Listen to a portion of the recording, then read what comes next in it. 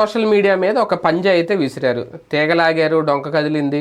లేదంటే అందులో ఆయన పేరు ఏం పేరు రాఘవరెడ్డి, అవినాష్ రెడ్డి పిఏ, ఆయన పట్టుకుంటే రేపొద్దున అవినాష్ రెడ్డిని పట్టుకోవచ్చు, లేదంటే దాని ద్వారా జగన్ పట్టుకోవచ్చు, రకరకాల కథనాలు అయితే. కాకపోతే కదిలింది, డొంక అయితే కదిలింది. ఎవరిని అరెస్ట్ చేస్తారు, రోజుకొక పేరు. కంప్లీట్గా సోషల్ మీడియాని కంట్రోల్ చేయడమే ఒక లక్ష్యంగా తెలుగుదేశం పార్టీ ప్రభుత్వం ముందుకెళ్తుందా? దీంట్లో భాగంగానే దీన్ని అవకాశంగా మలుచుకొని సునీత చేసిన వ్యాఖ్యలు కానీ, మొదటి నుంచి వివేకానంద రెడ్డి గారి కేసుకు సంబంధించి అవినాష్ రెడ్డి టార్గెట్లో ఉన్నారని అందరికీ తెలిసిన విషయం. ఆయన పిఏ ఇప్పుడు దొరికితే కనుక ఆయన పట్టుకుంటే, ఆయన విచారిస్తే మొత్తం కథ అంతా బయటకు వస్తుంది, ఏం జరిగిందో అనేది ఆవిడ వెర్షన్. ఏం జరగబోతోంది, సోషల్ మీడియా ద్వారా కదిలిన డొంక ఎక్కడ దాకా వెళ్ళబోతోంది, ఇదే అంశం మీద చర్చించే ప్రయత్నం చేద్దాం. మొత్తం అన్నీ పక్కకి వెళ్ళిపోయినాయి, సభలో ఏం జరుగుతుందో కూడా ఎవరు పట్టించుకోవట్లేదండి. ఇప్పుడు వైసీపీ సోషల్ మీడియాలో ఎవరు రకరకాల లిస్టులు, ఎవరిని అరెస్ట్ చేస్తారు, ఒక భయం కూడా, భయపడుతున్నారు కొంతమంది, భయపడే వాళ్ళు, వీళ్ళు బెదిరింపులు తాగుతారు. కానీ నిజంగా రాఘవరెడ్డి అంటే వర్రా రవీంద్రారెడ్డి తర్వాత ఇప్పుడు రాఘవరెడ్డి మొత్తం చేయించాడని అనుకుంటే అవినాష్ రెడ్డి పియ్యి, ఆయన విచారిస్తే ఇంకా నిజాలు బయటకు వస్తాయి, అవినాష్ రెడ్డి దాకా వెళ్ళే అవకాశం ఉంటుందా? ఎందుకు జగన్ పిలిచి విచారిస్తే సరే, అంటే అది నెక్స్ట్ స్టెప్ ఏమో మేబీ. ఫస్ట్ చేయాల్సింది ఆయన కదా, నువ్వే ఆర్గనైజ్ చేసావు కదా అని. ఇప్పుడు ఏ పార్టీకి సోషల్ మీడియా లేదు నాకు తెలియక అడుగుతా. ఎందుకు అన్నిటికీ ఉన్నాయి, బీజేపీకి ఉంది, అందరికీ ఉంటాయి, సిపిఐ సిపిఎంకి కాంగ్రెస్ అందరికీ ఉన్నాయి. మరి సోషల్ మీడియా ఆర్గనైజ్డ్ క్రైమ్ అయితే రాష్ట్ర దేశంలో ఉన్న అన్ని పార్టీల అధ్యక్షులు జైళ్లలోనే పెట్టాలిగా. ఎందుకు ఆర్గనైజ్డ్ అంటే ఎవరి ఆధ్వర్యంలో నడుస్తాయి? అధ్యక్షుల ఆధ్వర్యంలోనే కదా. అన్ని పార్టీలకి రాష్ట్ర నాయకత్వాల ఆధ్వర్యంలో కదా సోషల్ మీడియా నడిచేది. మరి వాళ్ళందరినీ జైళ్లలో పెట్టేస్తారా? సోషల్ మీడియా పోస్టే ఆర్గనైజ్డ్ క్రైమ్ అయితే అందరూ సోషల్ మీడియా పోస్టులు పెడుతున్నారు కదా. ఇంకోటి నెగిటివ్ వే అంటే ఎవరికాళ్ళకి వ్యతిరేకమే కదా. ఇప్పుడు తెలుగుదేశం వాళ్ళు వైసీపీకి వ్యతిరేకంగా పెడతారు, వైసీపీ వాడు తెలుగుదేశం పాజిటివ్ గా పెట్టారు కదా. ఇంకేంటి అందులో పోని అసభ్యత, ఎవరు తక్కువ తిన్నాడు ఇక్కడ? రాష్ట్రంలో అసభ్యత గురించి మాట్లాడేటటువంటి హక్కు ఎవరికి లేదు. ఎందుకంటే అసభ్యత అనేటటువంటి పదానికి ఆ చెరిపేసింది అన్ని పార్టీలో ఉన్నాయి. ఇందులో మొదట వైసీపీనా మొదట తెలుగుదేశంనా ఈ చర్చ నడుస్తుంది అంతే. కానీ ఒకడు తప్పు చేస్తుంటే అంతకంటే ఎక్కువ తప్పు చేయమని ప్రోత్సహిస్తున్నది ఎవరు? పార్టీల అధినేతలు కదా. పార్టీల అధినేతలు ఎందుకు మరి ఇంకా అందులో ఆర్గనైజ్డ్ క్రైమ్ అంటే ఇప్పుడు క్రైమ్ సోషల్ మీడియా ప్లాట్ఫామ్ ఒక పార్టీ నడిపితే క్రైమ్, దెన్ ఆల్ పార్టీస్కి సంబంధించిన అధ్యక్షులందరికీ నోటీసులు ఇచ్చేసేయండి. ఎవడు సోషల్ మీడియా టీమ్గా నడపడానికి లేదు, ఎవడికాడు వ్యక్తిగతంగా చేసుకోవాలా, ఇచ్చేసేయండి. కానీ ఒకటి సార్, అంటే మనం ఛానల్స్లో చేసినప్పుడు మనకు ఒక NBA గైడ్ లైన్స్ అని ఒకటి ఉండేవి. అప్పుడు నేను వార్తలు రాసినప్పుడు కూడా మీరు చెప్పేవారు, ఇది లైన్ దాటకమ్మా నీ దగ్గర ఉంటుంది. అవన్నీ అన్ని ఛానల్లో మెయింటైన్. ఇది వచ్చిన తర్వాత ఆ లైన్లు అయిపోయినాయి, విచ్చలవిడితనం పెరిగిపోలేదా? వ్యక్తిగత విమర్శలు పెరిగిపోయి బూతులు దాకా వెళ్ళిపోయి అక్కడ దాకా వెళ్ళిపోయినప్పుడు కంట్రోల్ చేస్తే తప్పేంటి? కరెక్టే, మీరు అన్నది కరెక్టే. దాంట్లో ఉన్నటువంటి తేడా ఏంటంటే ఇప్పుడు NBA గైడ్ లైన్స్ దేనికి ఉంటాయి అంటే, ఒక అత్యాచారం జరిగింది, అత్యాచారం జరిగిన అమ్మాయి పేరు వాడకూడదు, కుటుంబ సభ్యులు వీడియో చూపించకూడదు, పేర్లు వాడకూడదు, ఒక వేరే పేరుతో పెట్టాలా, అత్యాచారాన్ని హైలైట్ చేయకూడదు, ఇది ప్రొవిజన్. అట్లాంటి వాటికి ఉంది. అంతేగాని ప్రతి దాంట్లో ఏలు పెట్టదు NBA గైడ్ లైన్స్ ఏంటంటే వ్యక్తిగత ప్రతిష్టకు సంబంధించినటువంటి ఇష్యూస్లో అది ఇన్వాల్వ్ కాదు. ఇప్పుడు రాజకీయ సోషల్ మీడియాకి ఒకటే తేడా. రాజకీయ పార్టీలో నడిచేటటువంటి వాడు నైతికంగా ప్రవర్తిస్తే సోషల్ మీడియా నైతికంగా ప్రవర్తిస్తుంది.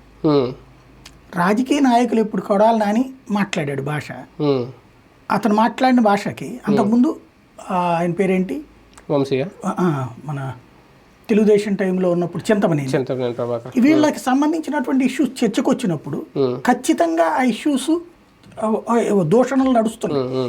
నాయకులు దూషణల్ని నివారించడం అనేది పార్టీలకు చేతకాక దాన్ని సెకండ్ ఫేజ్లో ఏం చేసేసారు, ఇది తీసుకెళ్లి కొనసాగించి సోషల్ మీడియాకి అంటించారు. వ్యక్తులని కంట్రోల్ చేయాల్సింది ఎవరు? పార్టీలే. ఖండించలేదు కదా, ఆపలేదు కదా. ఎవరైనా ఇట్లా మాట్లాడడం తప్పని ఎవరన్నా ఆపారా? ఏ వ్యవస్థలోనైనా ఆపారా? లేదు కదా. వ్యక్తుల దుర్భాషలు కిందకి పాకినాయి. ఇది ఈ కిందకి పాకిన తర్వాత దీనికి నియంత్రణ లేకుండా పోయింది. ఇప్పుడు మనం ఇప్పటికి ఎన్నేళ్ళు, ఇప్పటికి 9 లక్షల మందికి వచ్చాం మనం సబ్స్క్రైబర్లు. ఇన్ని సంవత్సరాలలో ఏ రోజైనా లం కొడకో నా కొడకో లేకపోతే ఒక ఇది ఇట్లాంటి బూతు మాట అనేది మనం ఒకసారి మాట్లాడామా? మనం వాడాలి, మనం ఎందుకు వాడతాం? అదే అంటే నేను అనేది, మనం సోషల్ మీడియాని మనం వాడేటటువంటి తీరు ఎట్లా ఉంటది, డిబేట్ దీంట్లో ఒకరికి నచ్చచ్చు నచ్చకపోవచ్చు, అది మనం ఏం చేయలేం దానికి. అంతే తప్పించి దుర్భాష అనేది ఎప్పుడూ లేదు. దాంట్లో వెటకారం ఉండొచ్చు, మన దాంట్లో పాయింట్ ఉంటది, దాంట్లో ఇది ఒకరికి నచ్చొచ్చు ఒకరికి నచ్చకపోవచ్చు. ఎందుకంటే ఒకళ్ళని ఎత్తి చూపెట్టినప్పుడు ఖచ్చితంగా ఆ ఎత్తి చెయ్యం. ఇక్కడ జరుగుతున్నది ఏంటి? వ్యక్తిత్వ హననం. అదే అంటున్నాను. దీన్ని ఎవరు ప్రోత్సహిస్తున్నారు అంటున్నా? అన్ని పార్టీలు ప్రోత్సహిస్తున్నాయి, నీతులు ఎదుటోళ్ళకి చెప్తున్నాయి. అలాగే చివరికి అసలు పత్రికలు టీవీ ఛానల్ వ్యక్తిత్వ హననానికి వెళ్ళిపోయాక నాకు నచ్చినోడు హీరో, నాకు నచ్చనోడు జీరో. ఈ వ్యక్తిత్వాన్ని ఎవరు చేస్తున్నారు? పత్రికలు. దానికి వాళ్ళు భాషలో కంట్రోల్లో ఉంచుకున్నారు, వీళ్ళు ఆ భాష కూడా దారి తప్పారు. ఈ వ్యవహారానికి సంబంధించి సోషల్ మీడియానికి సంబంధించి ఇప్పుడైనా ఒక దారికి వస్తుంది. నాకు ఒకందుకు మంచి అనిపించింది. ఇప్పుడు ఇవన్నీ చేయడం ద్వారా వీళ్ళు ఆపినప్పుడు అవతలోడు కూడా ఆపాలి కదా, ఆపుతారేమో. ఆపితే అందరూ ఆపాలి. అంటే ఇప్పుడు ఇది చూసిన తర్వాత వీళ్ళు ఆగుతున్నది కాబట్టి అవతలోళ్ళు కూడా నిర్మాణాత్మక చర్చ ఏమన్నా జరుపుతారేమో, ఆ రోజు వస్తుందేమో. నాకు బాగా అనిపించింది ఎప్పుడంటే అప్పుడు మనమే ఫస్ట్ మాట్లాడింది బాబు గారి గురించి అన్నప్పుడు కూడా వ్యక్తిత్వ హననాలు జోలికి వెళ్ళొద్దని 1,00,000 సార్లు చెప్పాం. మనం అనేక సార్లు డిబేట్ చేసుకున్నాం. పార్టీలు కంట్రోల్ చేయబోతే ఎట్లా అనేది మాట్లాడుకున్నాం, సోషల్ మీడియాలు కంట్రోల్ చేయబోతే ఎట్లా అని. అప్పుడు మన మీద ఎంత ఒత్తిడి వచ్చినాయో మీకు తెలుసు. ఏది అప్పుడున్న అధికార పక్షాలు మన మీద ఎంత ఒత్తిడి తెచ్చినాయి అన్నట్టు. బట్ మన పని మనం ఎక్కడ వెనక్కి తగ్గమని చెప్పాం, మన పని మనం చేసుకుంటామన్నాం. అప్పుడు వ్యవహారాలు అప్పుడు బెదిరింపులు అప్పుడు ఉన్నాయి, ఇప్పుడు బెదిరింపులు ఇప్పుడు ఉంటాయి. కాకపోతే ఇది తెగించేవాడెవడు అంటే సోషల్ మీడియాలో అందరూ కూడా శుద్ధపూసలే. శుద్ధపూసలు తాము తప్పు చేయకుండా ఎదురు వాళ్ళకి నీతి చెప్పాలి. ఈ తప్పు చెప్పకపోతే శుద్ధపూసలు అనే అంటాం, అంతే కదా. ఇప్పుడు జరుగుతున్నటువంటి దుర్భాషలు ఇవాళ కూడా ఆనా కొడుకులు, ఆలం కొడుకులు, కూ డాష్ డాష్ పగలు తీస్తున్నారు, గూ పగలు కొడుతున్నారు. ఇది ఈ భాష వ్యక్తిత్వమా, సంస్కారవంతమా, సంస్కారహీనమా? కానీ ఒకటి, ఇప్పుడు మన రాష్ట్రంలో ఇంత హడావుడి జరిగింది కాబట్టి ఇక్కడ మాట్లాడుకుంటున్నాం. కానీ ఎప్పటి నుంచో దేశవ్యాప్తంగా గతంలో కూడా నరేంద్ర మోడీ కూడా సోషల్ మీడియా గురించి మాట్లాడారు. అప్పట్లో మీకు గుర్తుంటే మీరు కూడా 2-3 వీడియో చేసి అంటున్నారు. కొన్ని వందల ఛానల్స్ని బ్యాన్ చేసింది కూడా ఇండియన్ గవర్నమెంట్ అప్పట్లో, భారత ప్రభుత్వం మోడీ హయాంలోనే లాస్ట్ టైంలో. తర్వాత ఈ బిఎన్ఎస్ అనేది తర్వాత తీసుకొచ్చారు. ఈ బిఎన్ఎస్లో ఇప్పుడున్న చట్టాలు ఈ 311 కానీ, ఇందులో మళ్ళీ సెక్షన్ బిలు ఇవన్నీ మొత్తం నిన్న లిస్ట్ చూస్తే ఇది మోడీ ప్రభుత్వం వచ్చిన తర్వాత పెట్టిందే. కంప్లీట్ దేశవ్యాప్తంగా కంట్రోల్ చేయాలని పైనుంచే తీసుకుంటున్న నిర్ణయాల. ఈ బిఎన్ఎస్ 311 లాంటి యాక్ట్ వచ్చిన తర్వాత ఇంకా తప్పించుకోలేరు, ఎవరినైనా కంట్రోల్ చేయగలుగుతారు. బిఎన్ఎస్ అనేది ఆర్గనైజ్డ్ క్రైమ్కి సంబంధించింది, సోషల్ మీడియాకి సంబంధించింది కాదు. ఇది ఫస్ట్ గుర్తుపెట్టుకోవాలి.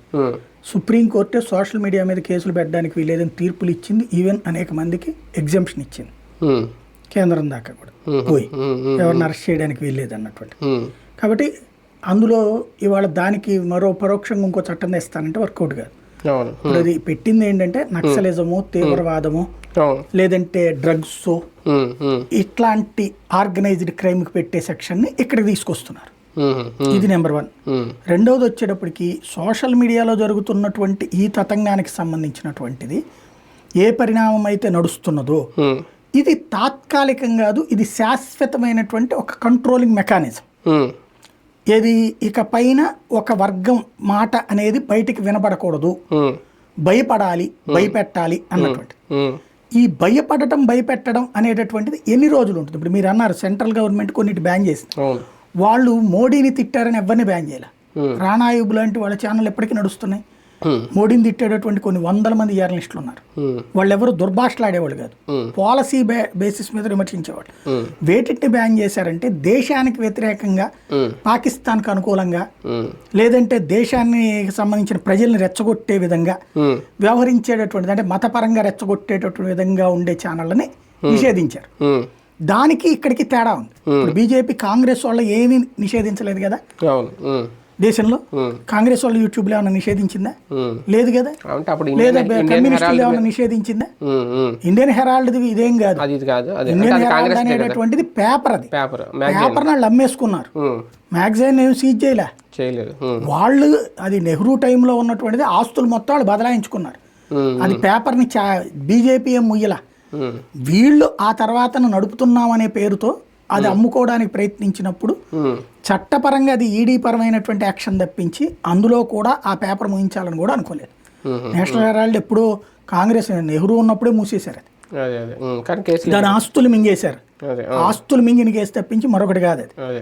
ఇక్కడ ఏ టీవీ ఛానల్ని కూడా ఏ యూట్యూబ్ ఛానల్ని కూడా కాంగ్రెస్ యూట్యూబ్ ఛానల్ అనినో లేకపోతే ఆ అమ్మాయి ఎవరు మమతా బెనర్జీ శత్రువే కదా, వాళ్ళ ఛానల్ని ఎవరిది బ్యాన్ చేయలేదే ఇల్లు, లేదా ఇప్పుడు స్టాలిన్ వాళ్ళది ఉంది అయ్యేం బ్యాన్ చేయలేదు కదా.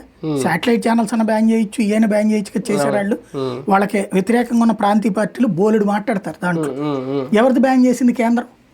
ఈవెన్ తెలంగాణలో ఇప్పుడు తీన్మార్ మల్లన్న వీళ్ళు ఇదివరకు టీఆర్ఎస్ వ్యతిరేకంగా చేశారు, అప్పుడేమన్నా బ్యాన్ చేశారా?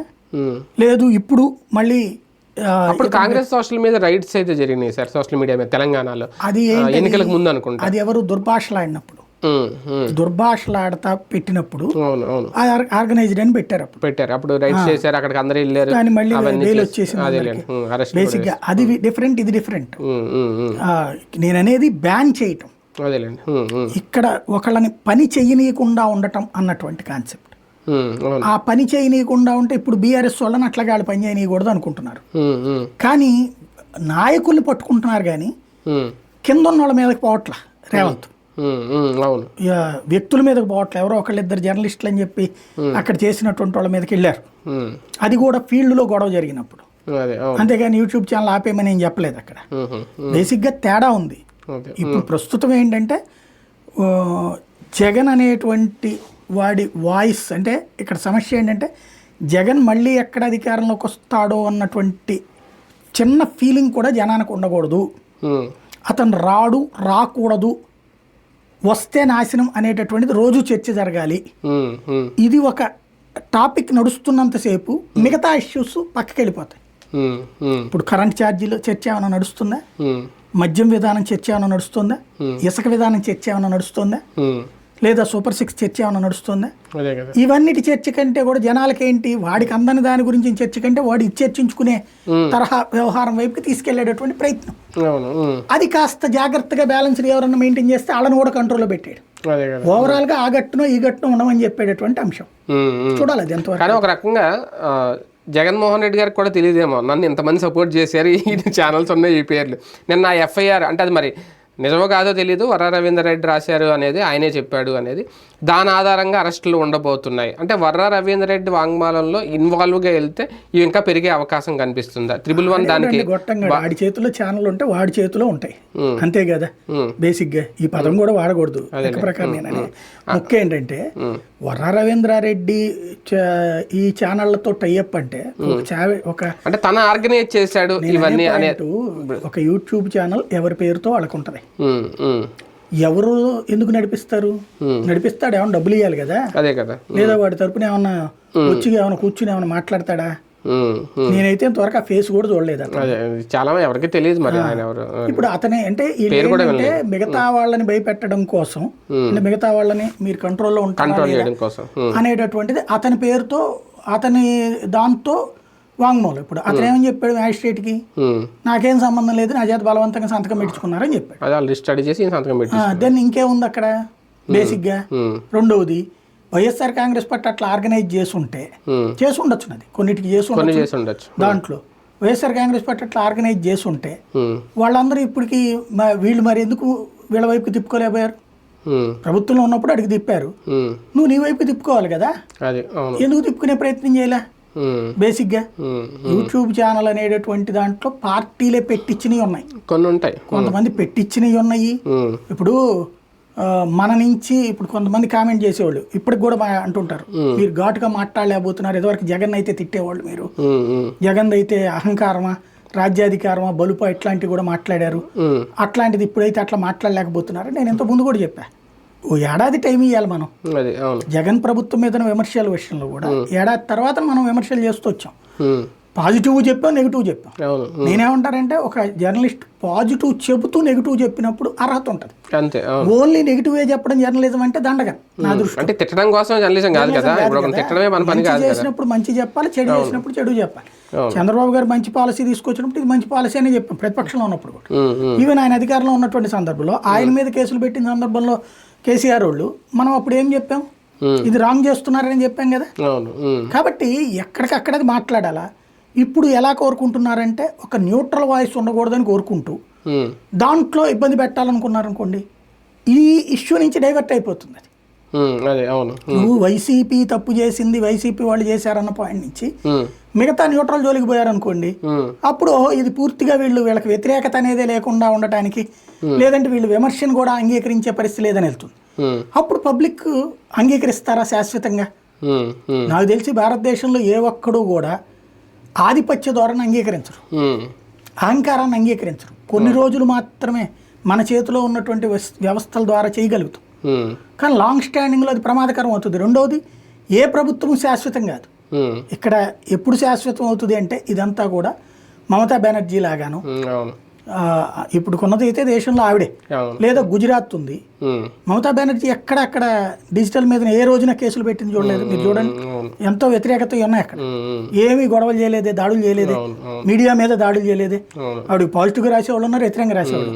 మధ్యప్రదేశ్ 20 సంవత్సరాల నుంచి ఉంది బీజేపీ, అక్కడ ఏమన్నా కాంగ్రెస్ వాళ్ళని ఏమన్నా ఇబ్బంది పెట్టారా, సోషల్ మీడియా ఏమన్నా టార్గెట్ చేశారా? గుజరాత్ 30 ఏళ్ళ పైబడి ఉంది, ఏమన్నా కాంగ్రెస్ వాళ్ళని ఏమన్నా ఆపారా? కాంగ్రెస్ సోషల్ మీడియాని ఏమన్నా ఆపారా? ఛత్తీస్గఢ్ 15 సంవత్సరాలు, మళ్ళీ ఇప్పుడు జరుగుతున్నది, ఎవరు ఆపారు? కాబట్టి సోషల్ మీడియా అనేటటువంటిది నువ్వు ఇవాళ నేను చెప్తున్నది అదే, ఇవాళ నెగిటివ్ని నువ్వు కనుక అది కూడా చర్చ జరగనీయకపోతే అప్పుడు నియంతృత్వం అనే ధోరణి వస్తుంది జనంలోకి. కాబట్టి ఎవడు బతుకాలని బతకనియాలి, దుర్భాషలాడే వాళ్ళ మీద యాక్షన్ తీసుకోవడం తప్పులే. సునీతకి ఇందులో ఒక మంచి అవకాశం దొరికింది అవినాష్ రెడ్డి నిరికించడానికి. చక్కగా దాంట్లో కేసు పెట్టడంలో తప్పులేదు, విచారిస్తారు. అది ఇప్పుడు ఎలాగో అవినాష్ రెడ్డిని ఏదో ఒక రోజున అరెస్ట్ చూపించాలన్నట్టు కోరిక, జగన్మోహన్ రెడ్డి అరెస్ట్ చూపించాలన్నది ఒక కోరిక. అది జరుగుతుందా లేదని ఫ్యూచర్లో తేలుతుంది. ఫైనల్ టార్గెట్ అయితే జగనే. రైట్, చూద్దాం. సోషల్ మీడియాకి సంబంధించి నడుస్తున్న కథ రేపొద్దున్న అవినాష్ రెడ్డి పిఏని విచారిస్తే రాఘవరెడ్డి దొరికితే ఆ కథ ఎక్కడి వరకు వెళ్తుందని అనేది ఇప్పుడు ఒక టెన్షన్. ఏం జరగబోతుంది, జగన్ వరకు వెళ్తుందా, అవినాష్ రెడ్డిని అరెస్ట్ చేస్తారు, చూద్దాం.